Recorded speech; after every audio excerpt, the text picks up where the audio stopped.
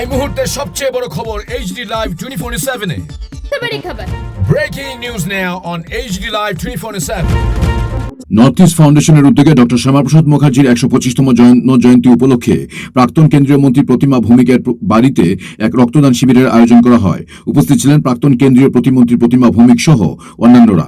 বাংলার বাঘ স্যার আশুতোষ মুখার্জির সুযোগ্য পুত্র ভারত কেশরী ডক্টর শ্যামাপ্রসাদ মুখার্জির 125তম জন্মজয়ন্তী, জনসংঘের প্রতিষ্ঠাতা এবং আজকের যে আমরা 370 দ্বারা বিলুপ এবং 35A যার চিন্তাধারা ছিল এক ভারত শ্রেষ্ঠ ভারত, সেই ব্যক্তির আজকে জন্মদিন, যিনি কলকাতা বিশ্ববিদ্যালয়ের সবচেয়ে কম বয়সের 23 বছর বয়সে ভাইস চ্যান্সেলর নির্বাচিত হয়েছিলেন।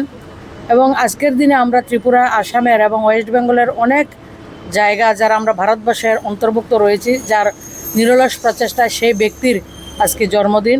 সেই জন্মদিন উপলক্ষে নর্থ ইস্ট ফাউন্ডেশনের উদ্যোগে একটা রক্তদান উৎসবের আয়োজন করা হয়েছে। যারা আয়োজক রয়েছেন এবং যারা রক্ত দিতে এসছেন এবং যারা রক্ত নিতে এসছেন সবাইকে অনেক অনেক শুভেচ্ছা, এবং যারা পত্রকার বন্ধুরা রয়েছেন আপনাদেরকে অনেক অনেক শুভেচ্ছা।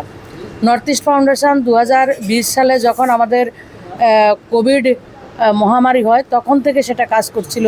তো আজকে বিভিন্ন সেবামূলক কাজে নর্থ ইস্ট ফাউন্ডেশন নিয়োজিত রয়েছে এবং আজকে ওনারা ব্লাড ডোনেশন ক্যাম্প করছেন। আমাদের 50 ইউনিট ব্লাড দেওয়ার টার্গেট রয়েছে এবং সবাইকে অনেক অনেক শুভেচ্ছা জানাচ্ছি। এবং ভারত কেশরী ডক্টর শ্যামাপ্রসাদ মুখার্জির যে চিন্তাধারা আমাদের ভারতবর্ষকে নিয়ে এবং আমাদের অখণ্ড ভারতবর্ষের যে পরিকল্পনা ওনার ছিল এবং ওনার যে চিন্তাধারা, সেটাই আজকের দিনের আমাদের পাতায়ও হোক।